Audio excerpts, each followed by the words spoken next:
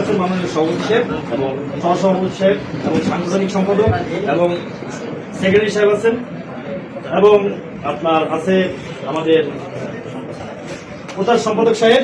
সবাইকে ধন্যবাদ জানাচ্ছি এবং এখানে যারা আছেন সবাইকে আমার সালাম। আসসালামু আলাইকুম। ওয়ালাইকুম আসসালাম ওয়া রাহমাতুল্লাহি ওয়া বারাকাতুহু। আসলে অনেকে অনেক কথা বলছে, গুরুত্বপূর্ণ কথা আমার মনে হয় কেউ বলছে। এখানে কথা হবে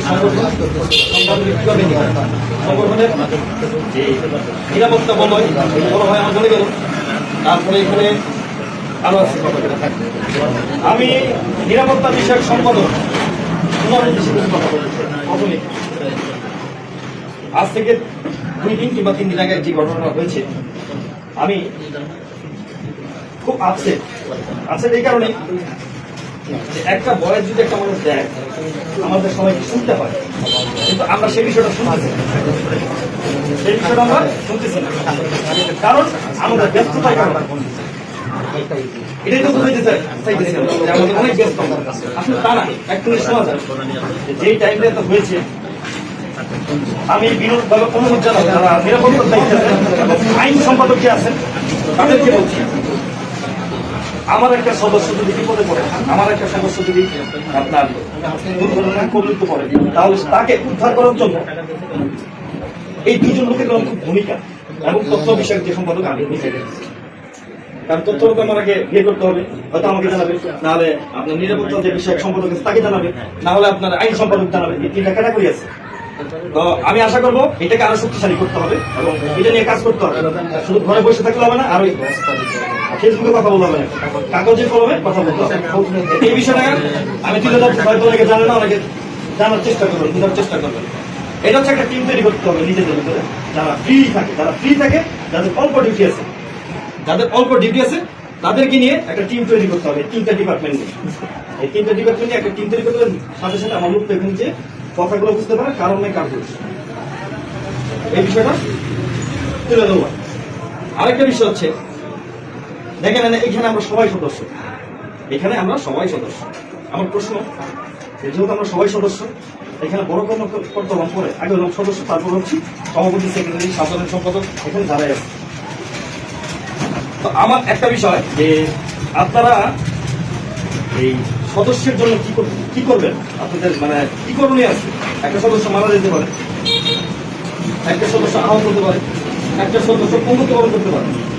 তো সেই বিষয়ে মানে আপনি আমার সভাপতি এবং সেক্রেটারি, সাংগঠনিক সম্পাদক এখানে যারা আছে সবার সাথে প্রশ্ন, এই বিষয়টা কি করা হয়, এই বিষয়ে আপনারা কি ভাবতেছেন কিংবা কি করবেন, এই একটা বিষয়। দ্বিতীয় বিষয়টা হচ্ছে সবারই একটা ভাষণ শুনলাম যে আসলে পেজটা যে আমাদের পেজ আর আমাদের সভাপতি সাহেবের কাছে আছে, আসলে সভাপতি এটা জবাব দিবে যে পেজটা কি সংগঠনের না পেজটা ওনার। যদি ওনার হয়ে থাকে তাহলে উনি বলবে যেটা আমার, তাহলে আমার হলে সেখানে সংগঠনের কোনো পেজ নাম আসবে না, রাইট? এবং যদি সংগঠনের হয়ে থাকে তাহলে সংগঠনের নামে চলবে, এটা কোনো ব্যক্তি রূপের না এবং ব্যক্তিগত ইয়ে না। ওটা হচ্ছে আমাদের এবং আমাদের সকলের, এটা হচ্ছে আমাদের এবং আমাদের সকলের পেজটা গ্রুপ এবং যা আছে একটা চেয়ার যদি থাকে সে চেয়ারের মালিক আপনারা সবাই। এখানে যদি 5,000 লোক থাকে 5,000 লোকের আমি বিনোদভাবে অনুরোধ জানাবো সভাপতি সাহেবকে যে এই বিষয়ে উনি একটু কথা বলবেন এবং আমরা জানতে চাই, বুঝতে চাই কি করতে চাই।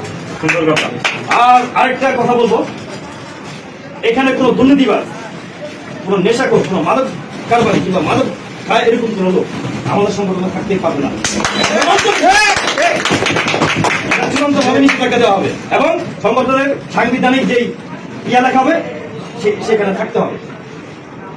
এবং আরেকটা বিষয় আমি তুলে ধরবো, সেটা হচ্ছে আমাদের নিয়ম শৃঙ্খলা। আমাদের কমিটি আছে, ঠিক আছে, নামে আমি দেখতেছি নামে আছে, আসলে কার্যকরিতা আপনাদের কমিটি আছে কিন্তু কার্যকরিতা নেই, সবাই যে থাকবে তাও নেই। আমি বলবো সভাপতি থেকে ধরে একদম শেষ পাতা পর্যন্ত, একদম যারা শেষ পাতা পর্যন্ত সবাইকে একটা কথাই বলবো, সংগঠনকে ভালোবেসে থাকবে এবং সংগঠনকে একটা ভালো জায়গায় নিতে হলে সবার সুসংগঠিত হয়ে আমাদের কাজ করতে হবে এবং মানুষ সেই ক্ষেত্রটাকে আমাদের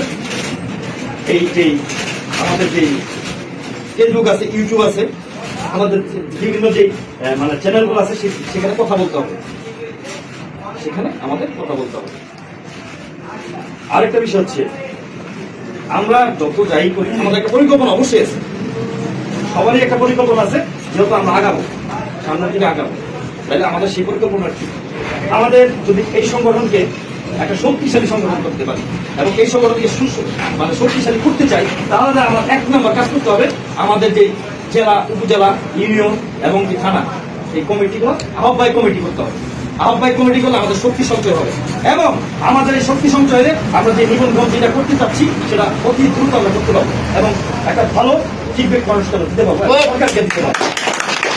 আশা করছি আপনারা সবাই বুঝতে পেরেছেন এবং আগামী দিনের যারা নেতৃত্ব দিবে, এখানে যারাই আছে সবাইকে নিয়ে আমরা ঐক্যবদ্ধ হয়ে রাজপথে আমাদের যে 9 দফা দাবি, সেই 9 দফা দাবিকে বাস্তবায়ন করবো ইনশাআল্লাহ। এবারে আমার বক্তব্য শেষ করছি, কারণ অনেক লোক আছে দীর্ঘ করা যাবে না। সবাইকে ধন্যবাদ জানিয়ে এবং আমার সভাপতিকে ধন্যবাদ জানিয়ে, সেক্রেটারি যিনি আছে ওনাকে ধন্যবাদ জানিয়ে আমার বক্তব্য এখানে শেষ করছি। ধন্যবাদ সকলকে। আসসালামু আলাইকুম।